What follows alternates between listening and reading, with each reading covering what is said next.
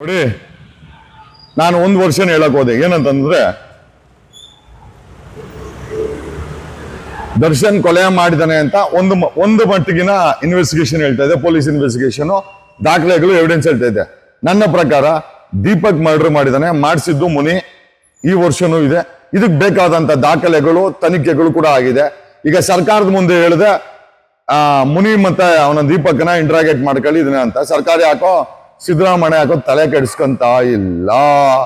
ಕರ್ನಾಟಕ ರಾಜ್ಯದ ದರ್ಶನ್ ಅಭಿಮಾನಿಗಳೇ, ನಿದ್ದೆಯಿಂದ ಎದ್ದೇಳಿ. Come on boys, get up. ಅವನು ಹೊರಡೆ ಇರ್ಲಿ, ನಾನು ಹೊರಡೆ ನಿಮ್ಮನ್ನ ಲೀಡ್ ಮಾಡ್ತೀನಿ.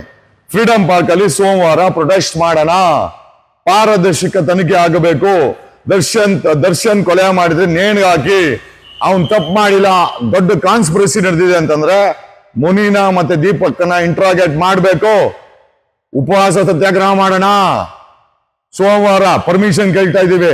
ನಾನ್ ಲೀಡ್ ಮಾಡ್ತೀನಿ. ಅವನು ಹೊರಡೆ ಇರ್ಲಿ, ಯಾರೋ ನಮ್ ದರ್ಶನ ಹೊರಡೆ ಇರ್ಲಿ. ಅವನ್ ತಪ್ಪು ಮಾಡಿದ್ರೆ ಶಿಕ್ಷೆ ಕೊಡ್ಲಿ ಕೋರ್ಟ್ ಅವನ್ಗೆ. ಅವನ್ ತಪ್ಪು ಮಾಡಿಲ್ಲ. ಮುನಿ ಮತ್ತೆ ದೀಪಕ್ ಸೇರಿ ಅವನ್ನ ಫಿಕ್ಸ್ ಮಾಡವ್ರ. ಕರ್ನಾಟಕ ರಾಜ್ಯದ ದರ್ಶನ್ ಅಭಿಮಾನಿಗಳು ಲೀಗಲ್ ಆಗಿ ಅಲ್ಲಿ ಪರ್ಮಿಷನ್ ತಗೊಳ್ಳೋಣ. ಎಲ್ಲಿ? ಫ್ರೀಡಂ ಪಾರ್ಕ್ ಅಲ್ಲಿ.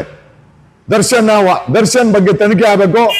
ಆಮೇಲೆ ಆ ತನಿಖೆ ಪಾರದರ್ಶಕತೆ ಇರಬೇಕು. ಬೇಕಾದ್ರೆ ರಿಟೈರ್ಡ್ ಹೈಕೋರ್ಟ್ ಜಡ್ಜ್ ಹಾಕಿ ಬೇಕಾದ್ರೆ ಸರ್ಕಾರ ತನಿಖೆ ಮಾಡಿಸ್ಲಿ, ಮಾನಿಟರ್ ಮಾಡಿಸ್ಲಿ, ನಮ್ಗೇನ್ ಸಮಸ್ಯೆ ಇಲ್ಲ.